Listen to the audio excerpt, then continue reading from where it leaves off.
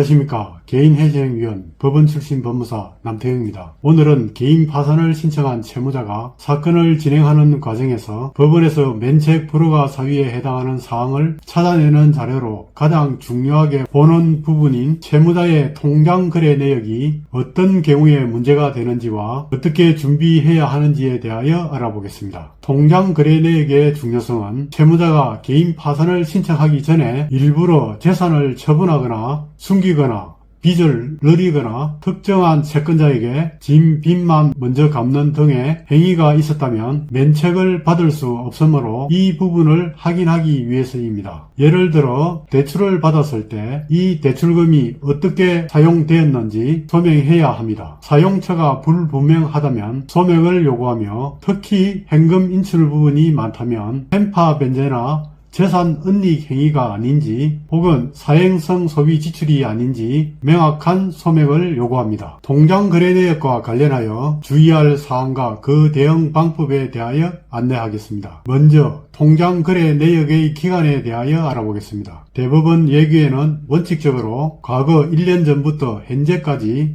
1년 동안의 통장 거래 내역서를 보는 것으로 규정하고 있습니다. 서울해생법원의 경우 대부분 1년 동안의 통장 거래 내역만 보지만 사건에 따라 1년에서 3년, 5년, 심하게는 10년 동안 보는 경우도 있습니다. 파산 관제인이 조사를 하다가 필요하면 3년, 5년 동안의 통장 거래 내역을 요구할 수도 있습니다. 두 번째로 채무자 본인의 통장만 보는지 아니면 가족의 통장 거래 내역도 보는지에 대하여 알아보겠습니다. 원칙적으로 대부분 예규상으로는 채무자 본인의 통장만 보지만 법원과 파산관지인에 따라 채무자의 자금 흐름을 파악하기 위하여 가족이나 다른 사람의 통장 내역을 제출하라고 하는 경우도 있습니다. 개인 파산을 신청하는 채무자는 오랫동안 연체로 채무 불이행 상태에 있어 본인의 통장이 압류될 우려가 있어 통상 다른 사람의 통장을 빌려 사용하는 경우가 많습니다. 채무자가 사용하는 휴대전화 요금이나 공과금으로 전기요금, 가스비,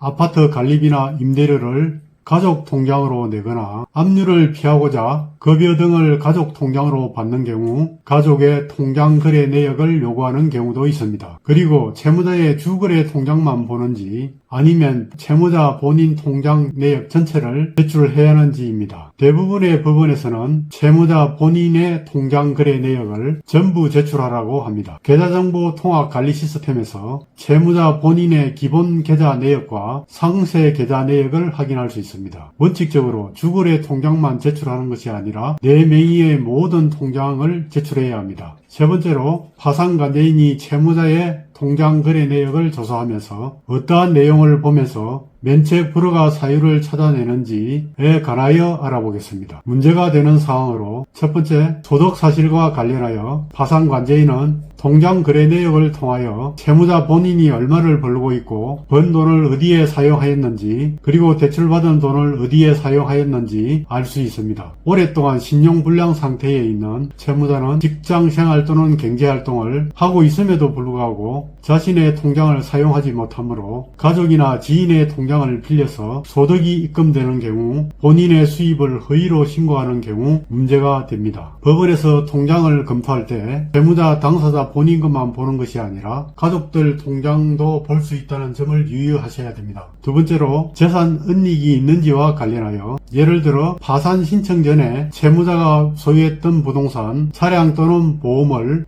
해약해서 환급금을 받거나 사업을 한 경우 가게를 정리하시면서 돌려받은 가계보증금이나 권리금, 제조업을 운영하시는 분들은 설비나 기계를 처분하여 받으신 대금이 있을 수 있습니다. 생활비 등으로 정상적으로 쓰지 못하고 가족이나 지인에게 편파 변제를 하는 경우 문제가 됩니다. 통장 거래 내역을 보면 다 나타나기 때문입니다. 개인 사업을 하다가 폐업을 하게 되면 가계보증금이나 시설비, 권리금을 돌려받았을 때 그 돈을 주변의 지인에게 갖거나 현금으로 찾아서 빼돌려 놓으면 재산 은닉으로 문제가 됩니다. 세 번째로 사행성 지출이 있는지와 관련하여 도박, 사치 등 사행성 행위는 면책 불허가 사유에 해당합니다. 사행성 행위로 채무가 많아지거나 재산이 크게 감소한 경우에는 면책을 받을 수 없습니다. 특히 사치 같은 경우에는 통장 거래 내역뿐만 아니라 카드 사용 내역을 통해서도 발견되는 경우가 많습니다. 통장 거래 내역을 보면 대출금의 사용처를 알 수가 있습니다. 대출받은 돈이 주식 계좌나 비트코인 투자로 많이 이체되었거나 도박으로 사용한 경우 이러한 내용은 통장 거래 내역에 다 나타납니다. 개인 파산에서 도박이나 과다한 사행성 행위는 면책 불허가 사유에 해당하므로 주의하셔야 합니다. 네 번째로 현금으로 인출된 자금의 사용처와 관련하여 현금으로 인출된 금액은 구체적으로 최종적으로 어디에 쓰였는지 알 길이 없으므로 소명을 요구합니다. 영수증을 다 받아놨다고 하면 소명이 되겠지만 현실적으로 어려운 부분이 있습니다. 대다수가 소명을 하지 못해서 문제가 되는 경우가 많이 발생하므로 주의하셔야 합니다. 다섯 번째로 편파 변제가 있는지와 관련하여 편파 변제는 통장 거래에서 가장 흔하게 문제가 되는 내역입니다. 대부분의 채무자가 이 부분이 문제가 될 거라는 인식을 잘 못하고 있기 때문입니다. 예를 들어 재산을 처분하거나 대출을 받아서 자금이 생겼을 때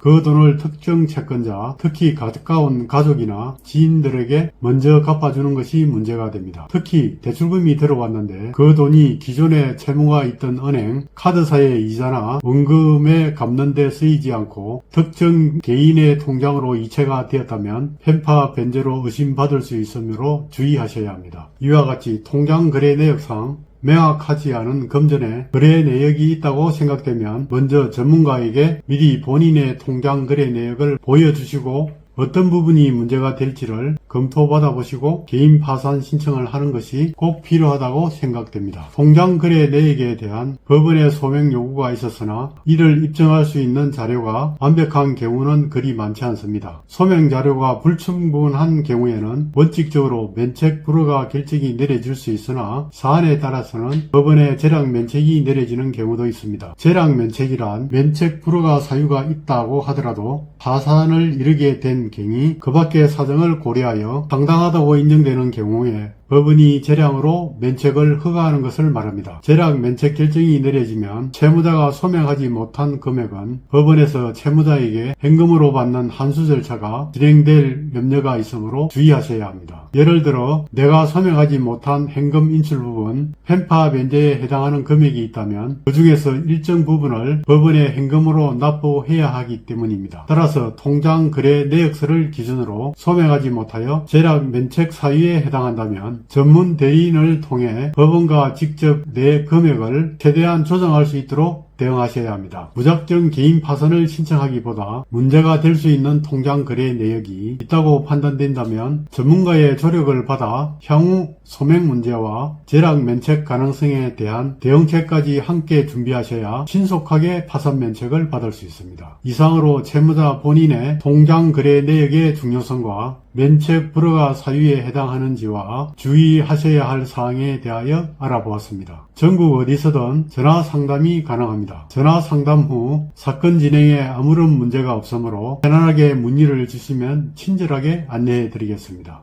위 내용이 조금이라도 도움이 되셨다면 구독과 좋아요 부탁드립니다. 감사합니다.